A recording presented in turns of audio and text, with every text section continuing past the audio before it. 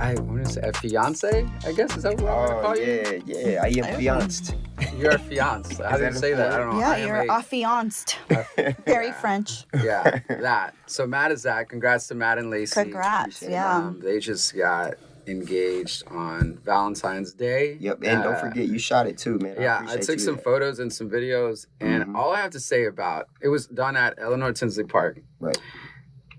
And when I rolled up to that place, I was like, what is happening here? Because there was couples and blankets and flowers everywhere. I'm like, picnics in the city. Yeah, which is, I was like, and to me, I'm like, man, I just feel, I mean, I guess it's cool, but also it's like so, I don't know. What, romantic? I just feel weird. I don't know. I'm like, what is this? It's mushy. Maybe that's why I'm 37 and single. I'm not single, but not married. 37 and not married. Yeah. Welcome to the club. Welcome to the married club. I appreciate that. It's a good club to be a part of. Yeah, no, for sure. I mean, I feel like it was a point in my time where I realized I had something real special. And I'm like, I got to make sure I take care of business, but also, I just feel like... You lock it down. That is exactly That's what it's called. You lock it down. You put a ring on it and you lock it down. And also, you guys are probably listening and like, who is this woman talking in the back? So obnoxious. Yeah, like, no, just like, who's talking? Why is there a woman on and we have no idea who it is? They're just like... I'm going to go ahead and let Matt introduce her. Yeah. Well, I'm going to let her introduce herself. What's up, Alicia? Hey, guys. Thanks for having me. Yeah. I'm thrilled that I'm like the first woman on the podcast with you guys. I know. Well, you the first guest. I love it. So first guest? Yeah. Wow. I kind of like put myself in your little circle. Yeah. I kind of force myself. Hey, listen. The world is for your taking, isn't it? Yeah. So that's how I feel. Like I said, I like you guys.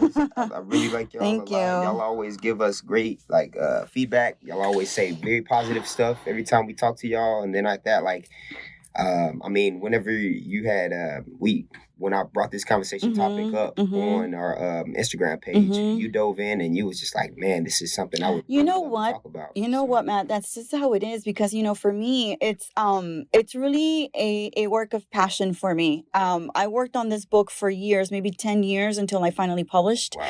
And it is a father-daughter book. And when I noticed that you and John were doing father-daughter talks, I'm like, wow, I really want to kind of bring in the daughter perspective as a grown daughter and how she learned from her dad and the lessons that her dad brought to her as a young woman. My father, I give him a lot of credit. Both of my parents, by the way, I give a lot of credit to. But my daddy was born an immigrant in Mexico. So he came with a lot of very authoritative viewpoints about women and leadership, education. He wanted his girls to be educated, but he wasn't very comfortable with my independence. He wasn't very comfortable with my opinionated, self, because I was full of opinions, wanted to do this, wanted to do that. I was all over the place, wanting to do 1,000 things.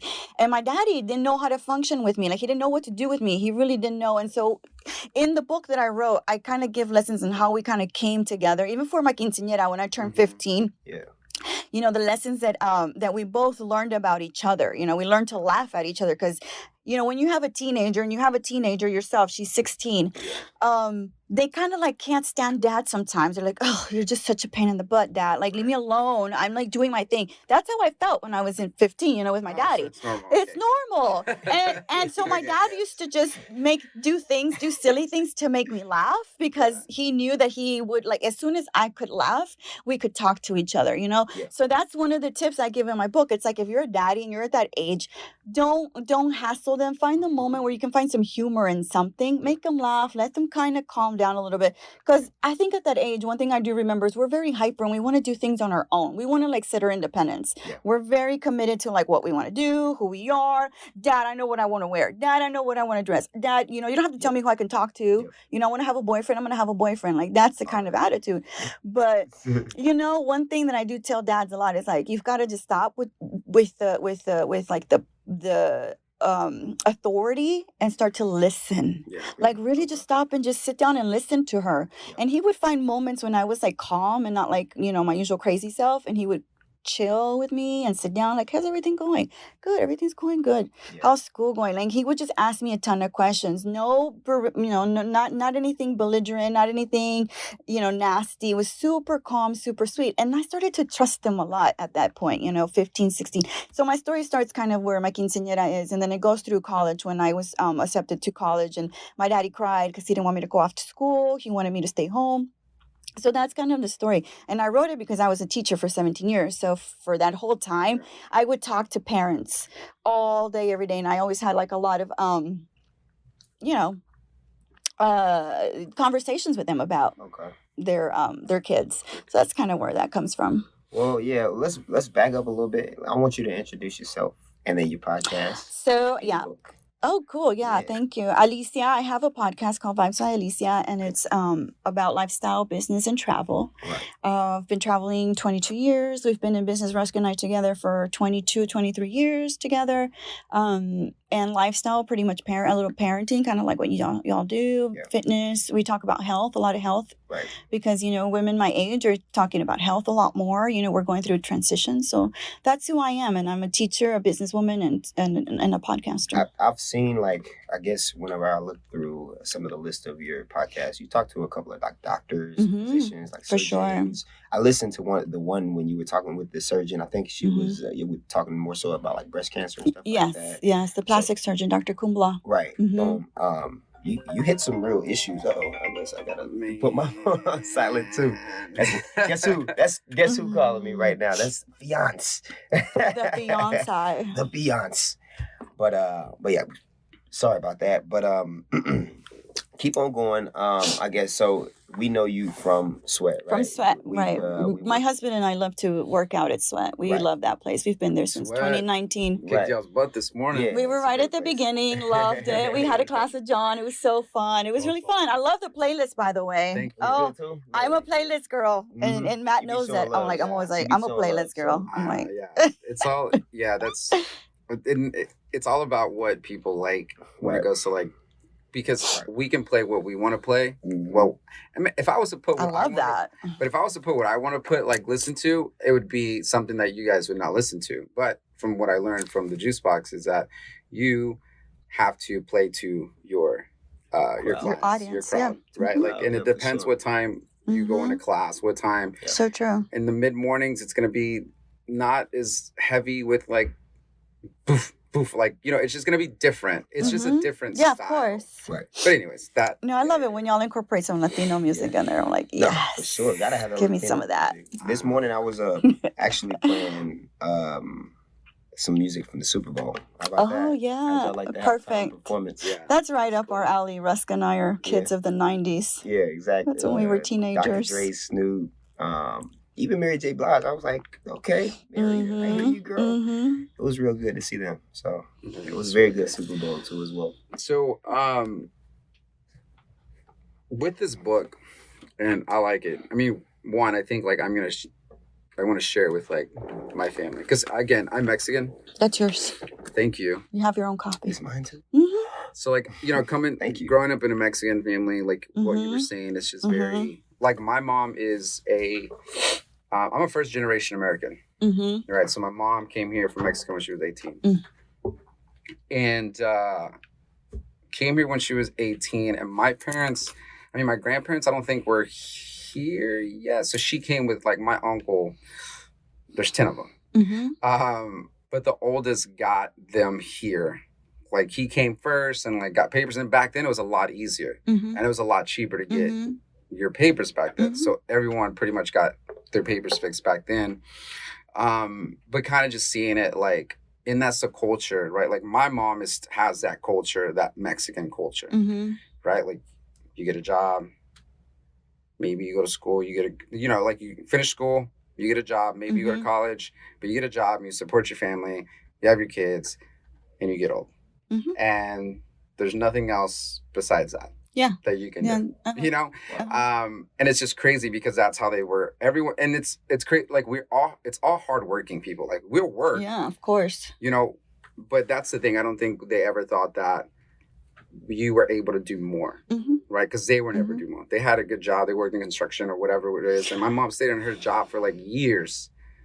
never try to be a supervisor or a lead. Yeah, I understand or that. anything like that, you know? And so when you go like, as a first generation American and now being exposed to so many people and meeting so many people through the past like 5 or 6 years, I know what I want to do with my daughter as she grows. And I always tell her, like, and that's the thing, it's like, you can do whatever you want to do, right? And I had a discussion with her mom. She says, if Mia wants to go to school, or if she doesn't want to go to school, are you going to be okay with that? I said, well, she can take a year off, but I need a plan. I mean, I need you to tell me what you're not just going to take a year off and do nothing. What is he going to do? Like, are you... Yeah, and I think that's a generational thing, too. Yeah. Because you were born here as well. And I think a part of being Americanized is we also become very schedule-driven, very plan and goal-oriented, right? I think in our parents' time, they had a schedule, just like you said, your mom had a set way of her doing her life. Yeah, my dad did too. And he had opportunities to become supervisor. He never did because he said that would take away from my family time. But for us, it's different, right? Yeah. The way we want to raise our kids. I have teenagers too. I have 2 teenagers as well. And the way I raised them was very different from the way my parents raised us. Yeah. We keep some of the values, obviously, but our approach is very different. It's different. No, for sure. And it's crazy that whole...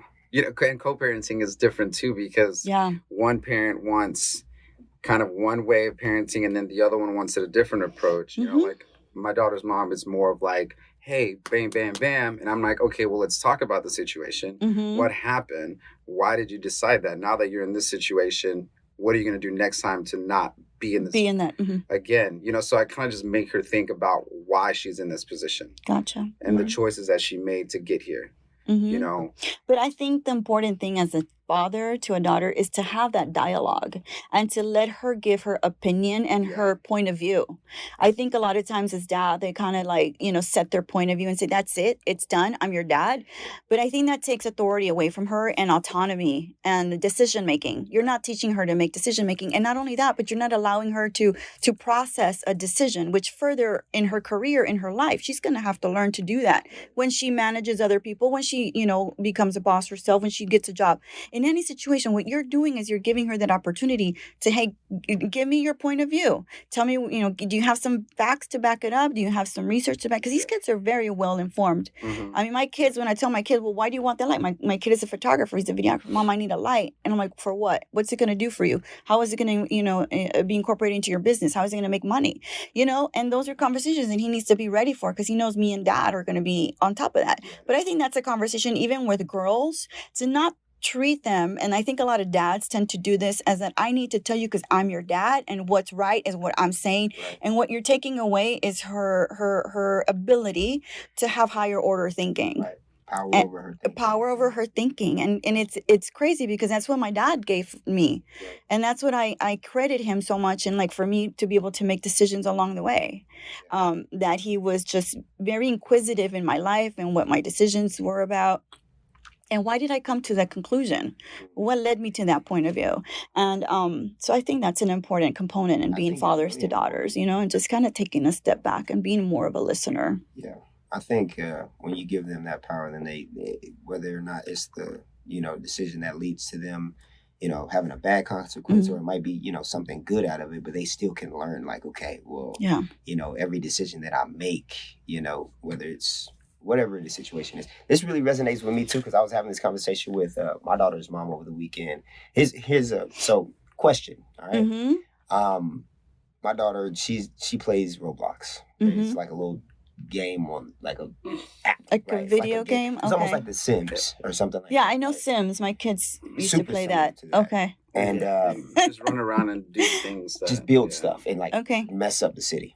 Well, they have an option in Roblox. I don't know why, but the game lets kids chat with each other. So my daughter's mom is real adamant on like no chatting, like do not chat. And same here. I'm like, look, we don't know who's on the internet. Like, you can play all you want. Somebody chats with you, ignore. And she says she's been doing that for the most part, but it was a couple instances where she was chatting with some people. Like, you know, at first, way back a couple weeks ago, it was like she was chatting and she had like 2 or 3 boyfriends on Roblox and all this other stuff. And I was like, whoa, yeah, no, definitely no Roblox. I'm cool with that. But then we took it away, and it was kind of like it was both of us making that decision. We talked about it. I was like, you know what, I'm cool with it going. But we gave it back. Eventually, she earned her way back into Roblox and then ends up chatting again. So her mom was immediately like, no Roblox again. And I'm like, well, I feel like we just maybe need to communicate better with her on why she shouldn't be chatting. On why. What it can lead to, the consequences of why she isn't good for her to chat. Exactly. I think the problem that we face with kids being young and teenagers, especially teenagers, is that they don't see the consequences of an action. I think they are very much about the now and the right here, and they're playing a game. Like my kids love Fortnite and they'll chat it up. But if I have a conversation with my kids about like Instagram and why they shouldn't tap on certain photos, or why, on TikTok, that kind of thing, it's the conversation about where that leads to. Like this conversation here, babe, it leads to that. And then that leads to that. Like I lead it up to them and just kind of let them know, like that's where it can go. Is that where you want that conversation to go? Right. Well, no, of course not. Well, that's what's happening. So it's a little bit of a balance. It's really hard. I think parenting is the hardest job in the world. I think that's what keeps us up at night. If anything has tested our relationship, we've been married 21 years, it's been parenting, just because dealing with kids is not as easy. And if you're not as a cohesive unit, it's definitely much harder. So having have a very clear value base and giving your kids those values from the early on. And once your daughter knows, dad isn't good with this, I don't agree with that. She's going to know, okay, he's not comfortable with that. I shouldn't be doing that. But it's not something that just happens the first time. There's a lot of stuff that has to happen in that little head of theirs until it like catches on. Yeah. And that's what we've seen from, raising two boys. It's like they're listening. We think they're not listening, but they are. Yeah. Man. And that helps. So don't give up on that. Like, and keep having the dialogue, but come at it in a really chill, cool way when she's, common. Yeah. Like little common area. You guys are having breakfast and just have the talk. That's kind of how I looked at it. And I don't want to just every time she does something, just take it away from her. I want to No, because that's punitive. And I think a lot of times they see punitive as you hate them, you don't like them. Right. And for you, it's not like that. You're just taking it away. But our kids are different. We weren't raised like they were raised now. It's so much different. The stimulus now, it's a different stimulus than we used to have. Things our parents used to worry about. Homeschooling, online exactly. Classes and stuff TikTok, social media. For girls, especially, social media is a very difficult place because there's so much competition. This girl has that. This girl has that. She posts this photos. Why can't I do photos like that? Why don't you let me dress that way? There's a lot of that conversation. But if you as a father are very clear on what your values are for her and what your hopes are for her future, and like, I see this for you, in order for you to, see and reach those expectations, but also ask them where they want to go, what they want to do. True. Yeah, I know one big thing with my daughter is self-image too, and me trying to be very affirmative with like having her telling her she's beautiful all the time. You're beautiful, and not just that, but like it's times where she wants to get her hair straightened and stuff like that. And her being a girl of color in general, her hair is a little naturally curly. Exactly. So she wants to look like the girls on TV or whatever. And for girls of color, there's an added stress on that because we're seen as not quite the ideal beauty. You know what I'm saying? So they kind of know that they're not, the white blonde girl. But what we do is when we feature what is beautiful about you. You're a smart girl. You make good decisions. And so I'll point out to things where they made a good decision. You figured that shit out. That's amazing to me. But not placing all the value on how they look, more on like, you were able to make a decision. You convinced me of something. You persuaded me on something. Like those little things and those skill sets, I think is where we really build up the girls in terms of like where they go in their future. Here's one thing to think about that I thought about when Mia was like going into her teenage, like when she was like 12, 11, whatever. So being in the fitness industry as a dad, right, or mom, I think sometimes Mia thought that she had to be fit, or fit was you had to do that, right? And I think, and it's something I think when you talk about self-image, Matt, it's like if you're in fitness, right? Like your daughter sees that and she's like, I have to be like this. Mm-hmm. Right? My dad is like this. Mm-hmm. Like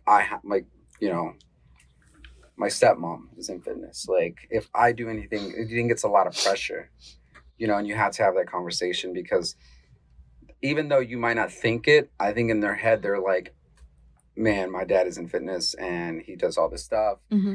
And I feel like I'm pressured to follow, kind of be like that because if I'm not, he might be like he's I'm not good enough, letting you down. Yeah, like letting you down. Mm-hmm. And I think like that's another conversation, that you have to have later on. It's just like how are they going to act if they feel like they need to be fit or be skinny, because that's the key right there is does she have to be fit or does she have to be skinny? Because these girls have those two things are very different for girls, especially at their age, and they know it and they see it a lot.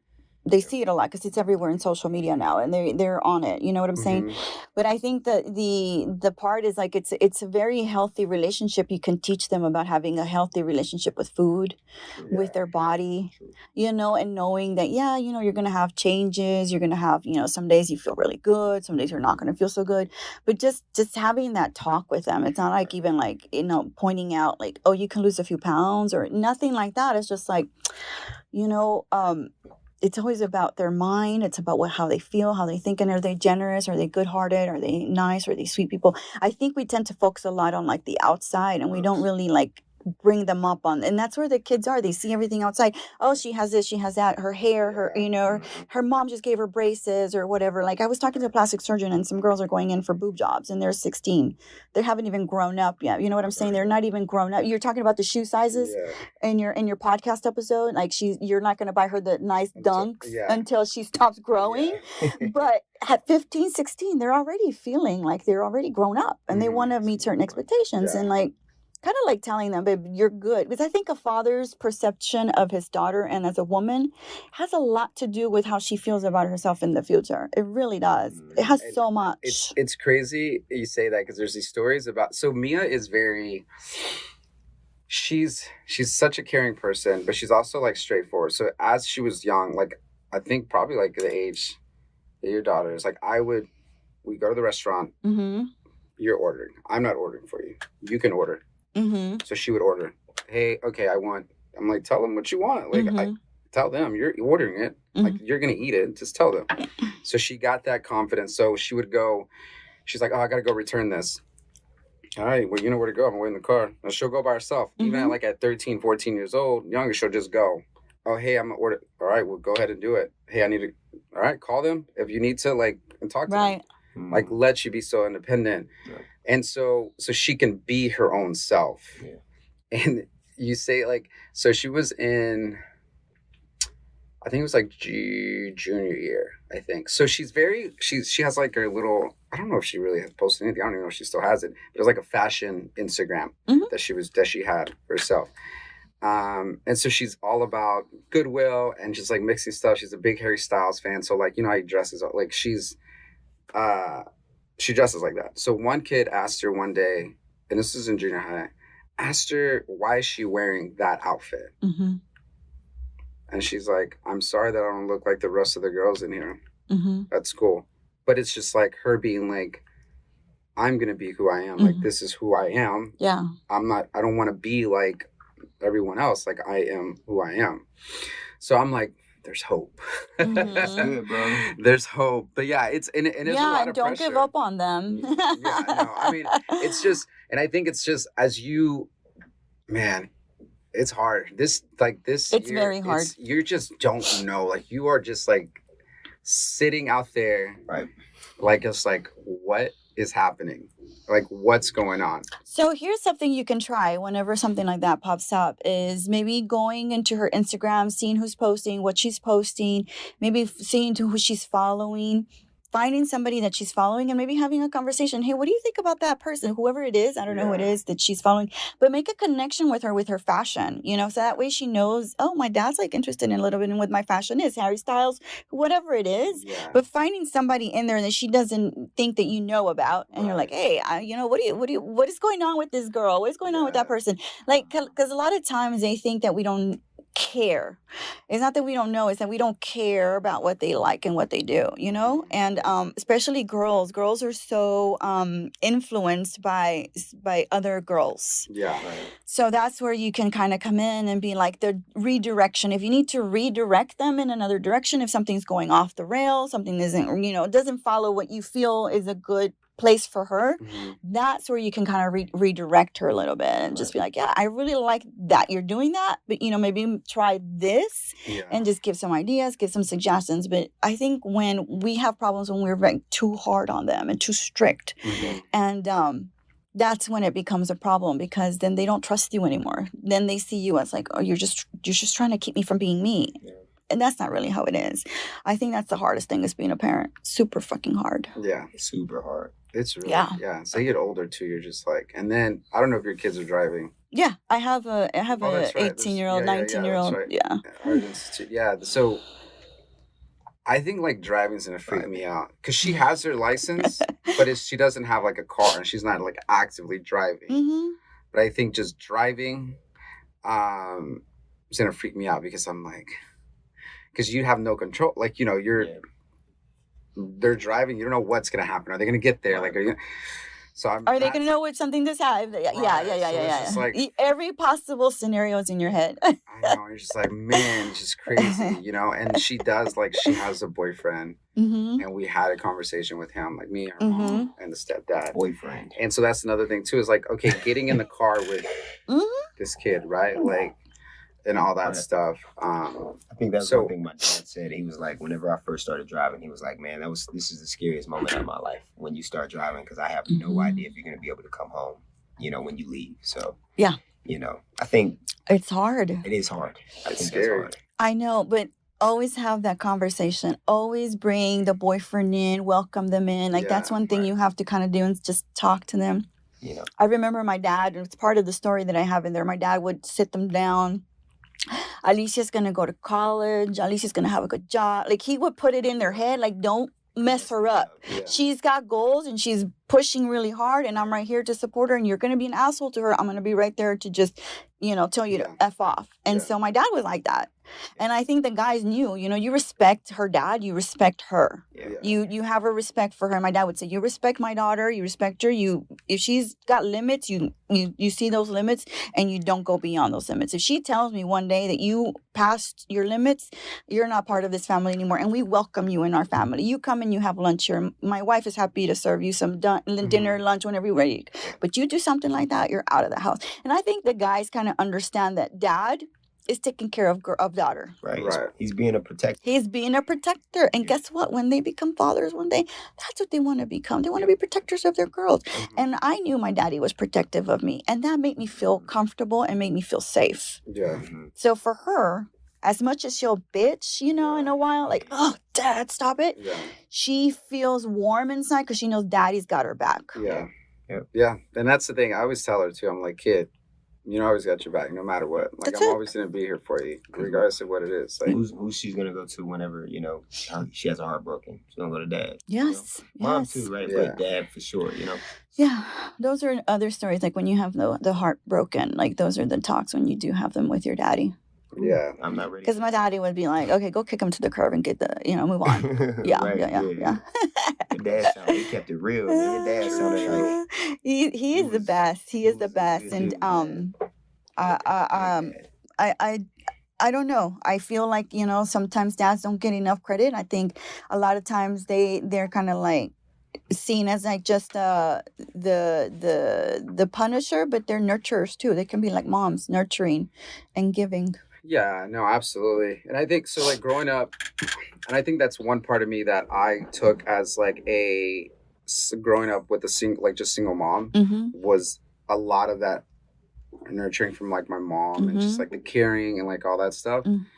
And I think I took a lot of that and I use it, and I think I'm very, how do you say it? I'm very understanding. I'm trying to think of the word and I can't think of it, but when it comes to people's like feelings and things like that. Empathetic. Yes. That's what it is. Very empathetic, just because I I mean, you don't know what people go through, right? Like, yeah. We all get up in the morning. We all put our shoes on the same way. We all put our pants on the same way. Like, shirts on the same. Like it's not any different, And I think growing up with my mom, like I can do that with my daughter. Yeah. I know I get deep into stuff like that. Like, I don't know if we talked about on the podcast where people ask me, man, why are you like just like in a good mood all the time? Why are you always like happy? Why are you always like, and I'm like, I mean, first of all, what should I be? I'm like, first of all, I mean, it's always, like, I guess people have tough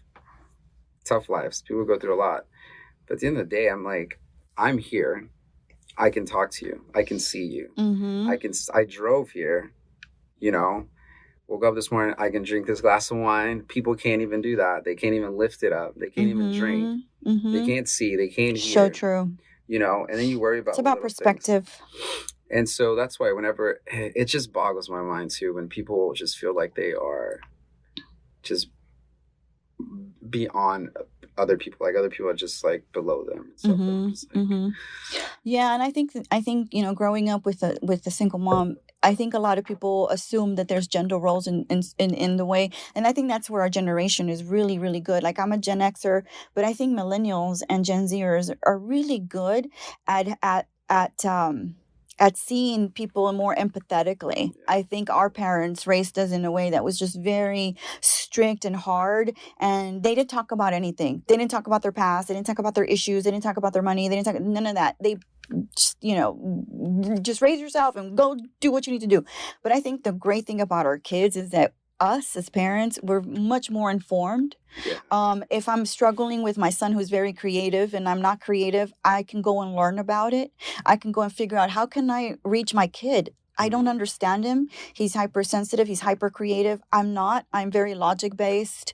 I'm not very empathetic. I wasn't raised that way, so a lot of times I'm just very hard, But I think as younger parents, I think that's what we have as a strength, is that we are filled with information. We're filled with knowledge. We can go find a book on something that's going to help us reach our kids. Maybe we don't understand them at that point, but we're not afraid to go seek knowledge. I think our parents were afraid to go figure it out because if they didn't know it, they didn't know it, and it is what it is. That's it. Bottom line.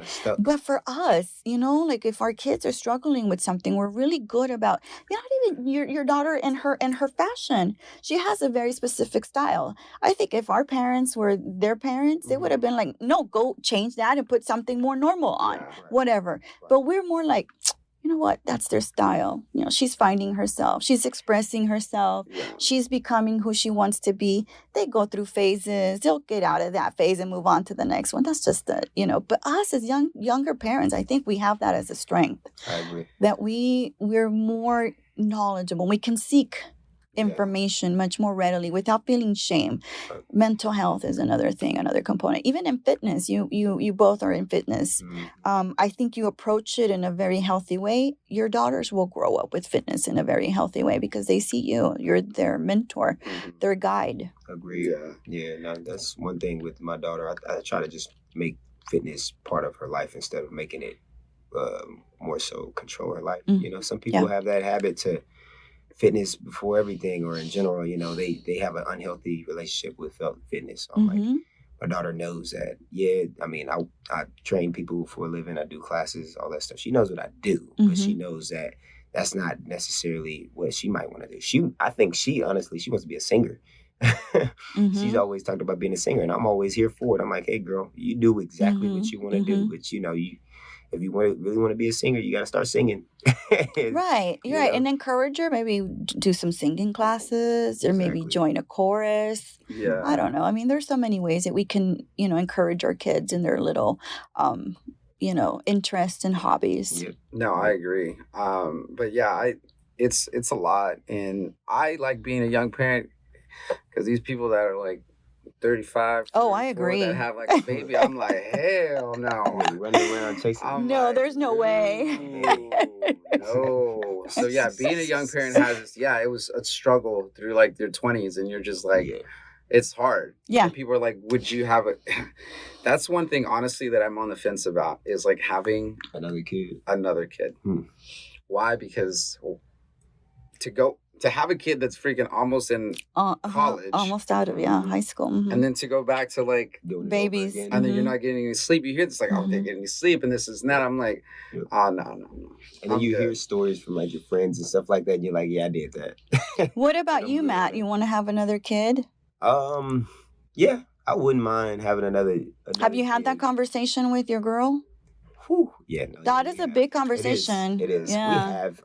I think we for the most part right now we kind of agree like having another kid, but I mean there's times even looking at it like having another kid is scary even from her perspective, you know, because I mean she doesn't have any kids, but you know I mean not especially in today's America, right? Like having another child, I mean it's a big commitment, but then also it's just a lot to think about. So we've talked about it, and we I think we meet. We have like pretty much a great idea together. Like, you know, we're kind of firm together. But I mean, I'm more like one kid, but this is what I tell everybody. I'm like, maybe another kid, but if it's a girl, that's it. You're not going to try for the boy. I'm not a gambler, man. I do not know. I know people with 4 girls.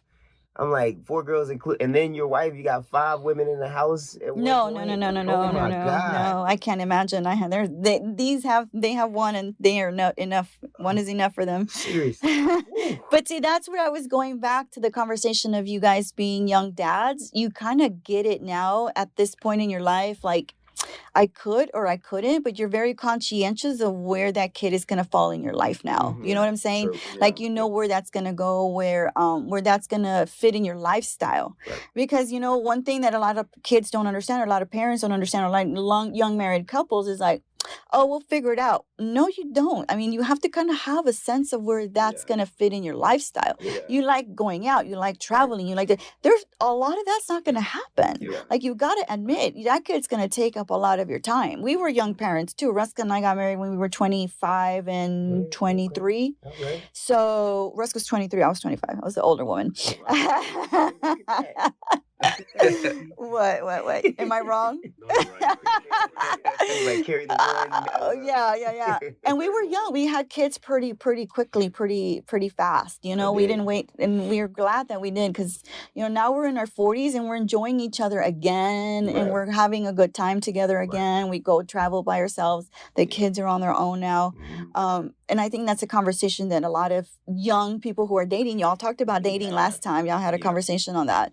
I don't know that a lot of people talk about that. Like, maybe, I'm not saying at the first date, that's definitely not a first date conversation, because you don't want to, run them out. Like what you putting on it for sure. But, you know, having clear goals of where you want your life to go, I think it's super important. Agreed. Right, and just having non-negotiables, and just, you have to put it out there, Right. especially not like you just, when you get older, it's like, look, I'm not here to do the whole, like, play around, blah, blah. I'm like, I'm here to, like, I want to meet somebody, and I want to be with somebody that I will hopefully spend the rest of my life with, right? Like, and do these things and grow together and, like, do all those things. So exactly. I don't want to sit here and just be like, oh, yeah, we're kind of just like, No, I'm like, what are your goals? What do you want to do? And, like, if they align, then let's try it. And if they don't, then we'll figure it out. And by the way, the right girl will like that conversation. Right. The right girl will like that. And like, oh, I like this. I like that he's very clear where he wants to go.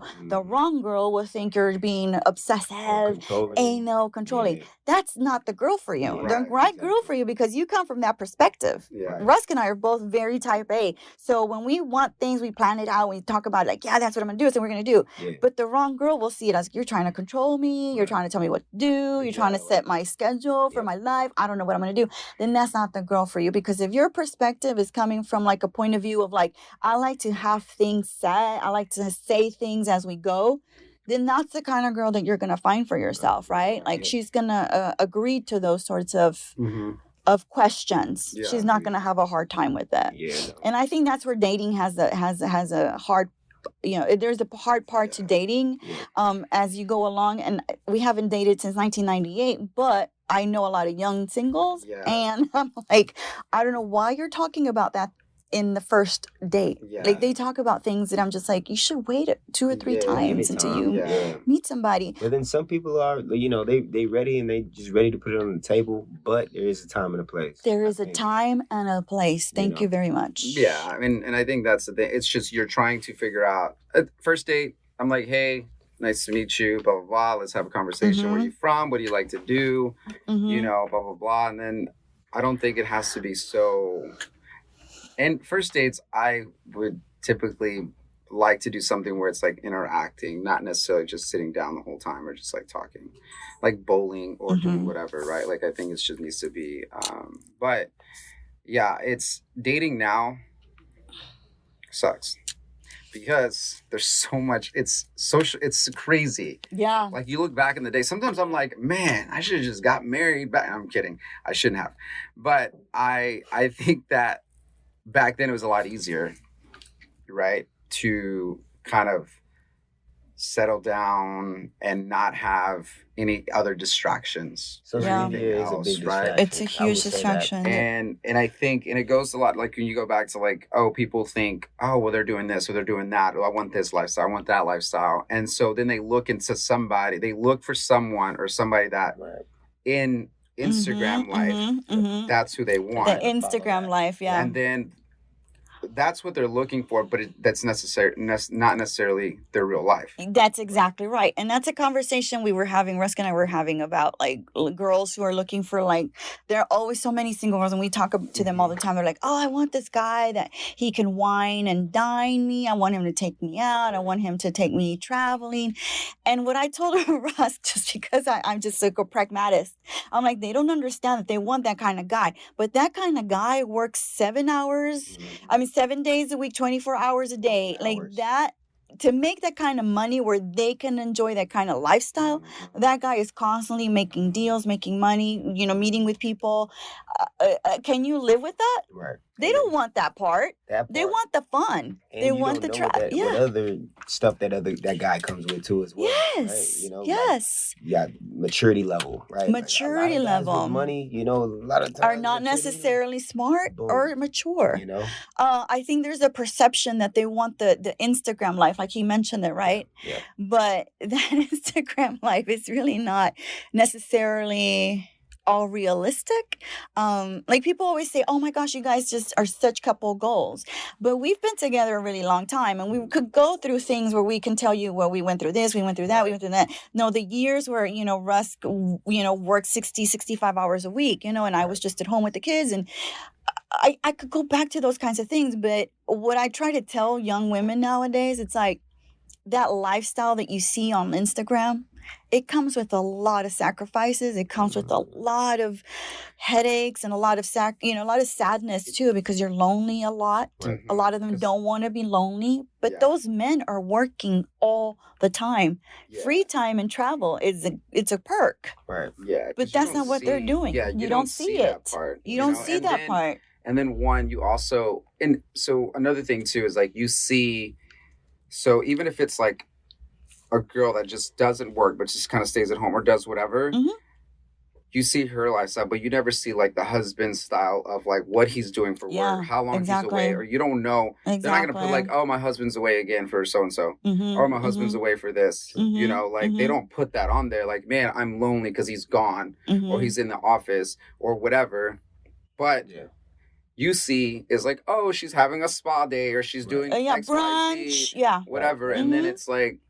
Then they're together and they're on a trip somewhere. They're like, oh, they're going on trips. And I'm like, you don't see, and then also when you find somebody, this is another thing too, is when you can align yourself with somebody that is ambitious and has goals that they're trying to achieve, where you have your own, you kind of still have your own life and you guys are driven through your own things, but also can come together and help each other out on either one if you need help. And that's the trick. That's the trick. It's like, how do you maintain your own ambitions and your own drive while at the same time finding a middle ground together, but I think it's always a common goal. ultimately, I know when we first started dating, Russ was like, okay, we just started dating a year ago, but this is going to be my life moving from now on. As soon as I graduate from college, this was going to happen. You may not see me a lot. I'm going to be out of the house before 6, before you even wake up, and I'll be home, when the sun comes down. Like, that was the lifestyle and he told me that from the beginning. And he said, you either are in it or you're out. Because that's just how it's going to be. And I was like, okay, I'm in it. I'm good. I have my own life anyways. I'm an independent woman. I'm good. I'm good with that. But it's important that they have that conversation, because if they don't have that conversation and she just assumes. Because your expectations. Exactly. And your expectations are different. Right. Our goals were always aligned, because our goals were always from the very beginning, the very same thing. Yeah. And that's the thing too, is that when you have those talks about it, and that's another thing, like our schedule, like my schedule, I'm gonna tell you, is like crazy. Mm-hmm. I have this that I do. Yeah. I have the photography and video stuff that I do on the side. Right. I work for Peloton. I coach at Sweat. Mm-hmm. Also that, like, there's so many things that go on, and I work with other podcasters too, like do their videos and all that stuff. So it's like, your schedule is different, right? Like you find times, and one thing that I like, is that when I do have the time, because even when you have time, you don't have time, because like I have time, but it's like, okay, you're still working, editing, or I'm doing this. But I do try to schedule times out, like just to spend time with that other person. Yes, of course. Because I'm like, hey, let's plan this out. Okay, I have this day. And some people, like you said, some people are okay with that and like, okay, great. You do your thing, you're busy doing all that stuff. And then, at Friday, 7, we having dinner or whatever, it might be brunch or whatever. But it's when you can find somebody that can align the same way. Yeah.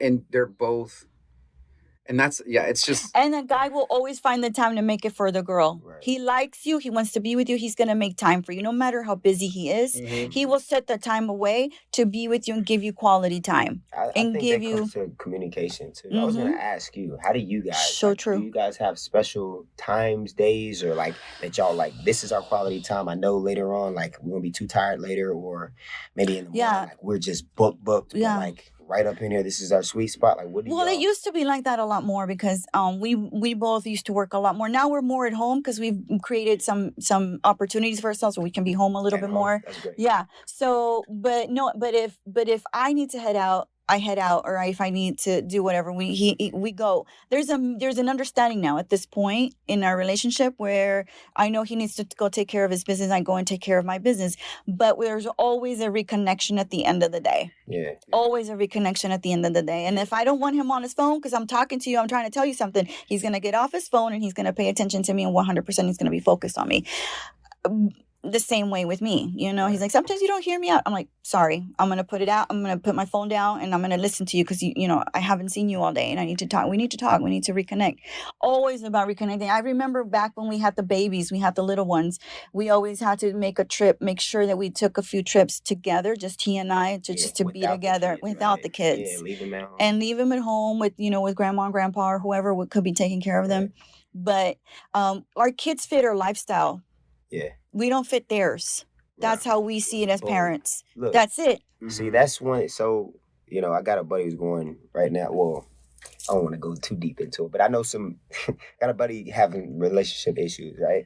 And one thing that I told him beforehand, because, I felt like I went through, and one of my biggest things, I think, whenever I was raising, my daughter was young and me and her mom were, trying to make things work was the timing and trying to figure out, like, when we're going to have special times to do stuff when we got this kid and we got to work and probably making pennies to $1. You know what I mean? Like, trying to just fit that in there. That's one big struggle that I was trying to tell my friend, like, don't let this be a factor in your relationship. I like how you said that. Like, they fit your lifestyle. Y'all don't fit. From the very beginning, we were very clear in our parenting styles.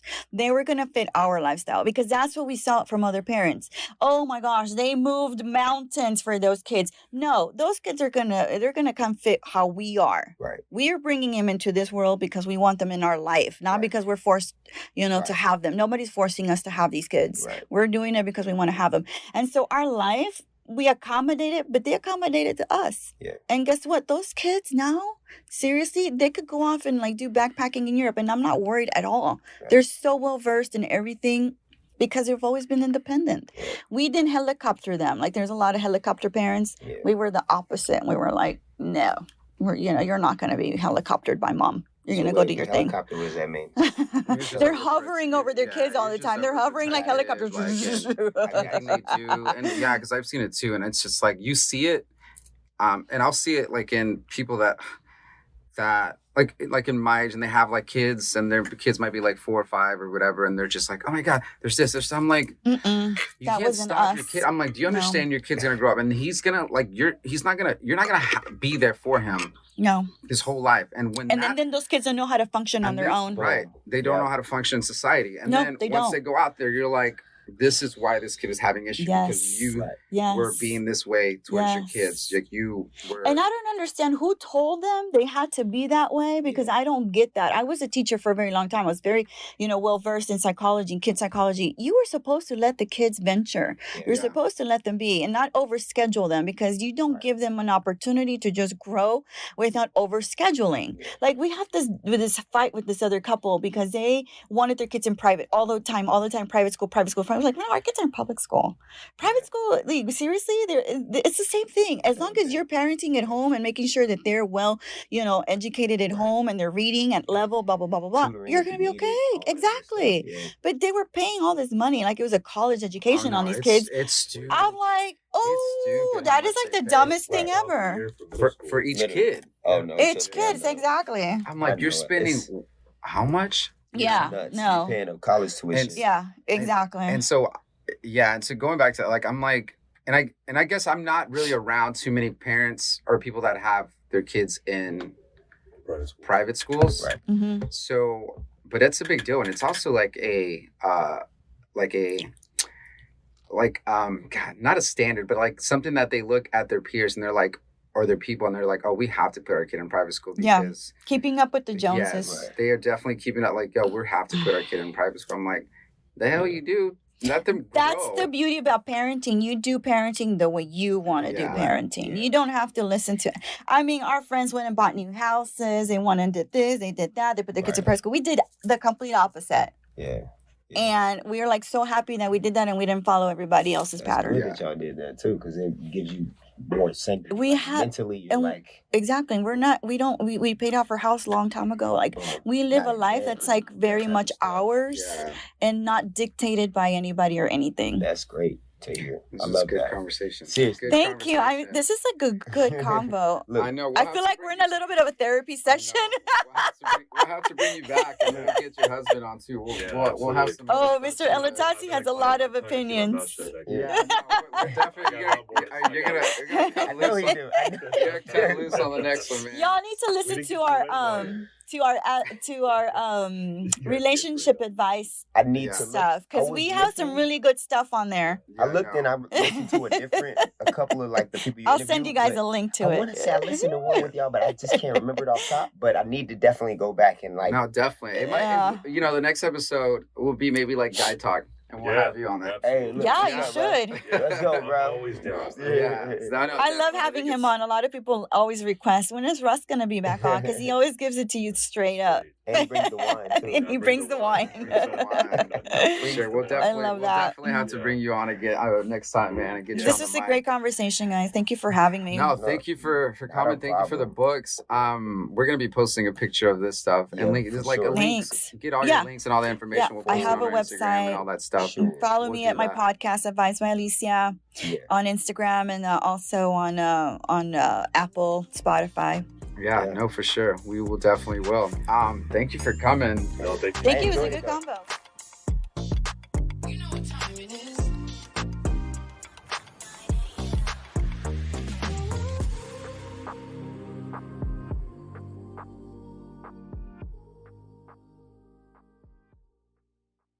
We get into that deep conversation, and we're just like, oh man. You mentioned earlier about how difficult it is dating. And we come across a lot of that situation in your generation. Alicia and I grew up in the pager generation before there was even cell phones. And And it was that much more challenging to find somebody back then because you actually had to do the dirty work. Yeah. And now the dirty work comes to you on your phone. Right? And now you can just swipe left or swipe right or whatever. Right. I don't even know what it's just called. Right. I don't even know. I don't even know how that stuff works. Yeah. I just know from people like your age. And then you just have this. You have this omnipresence of options out there of who you can just by looking at them at their picture. Yeah. So I had to go to college and I found my wife in college and I had to court her and stuff like that. If it didn't work out, I was like, shit, I got to start again. Yeah. All you guys have to do is get back on the app and go down the list. And that's why it makes it so much more challenging for different reasons, right? Yeah, I think for more or less, right? Like it's easier to find somebody, but then it's also harder because then that person has so many options. You have options. And then at that, like, now you're like, well, I don't know if I even need to be spending time on this person. Could be the love of your life right there. But you're like, I don't know. I know. I can just go right back on and swipe again. This is coming on the next one for sure. The market has come to you. No, we're going to have a great, we're definitely going to dive deep into this. What's up, Russ? Let's go, man. For sure. Next episode, we got Russ coming. Before you guys had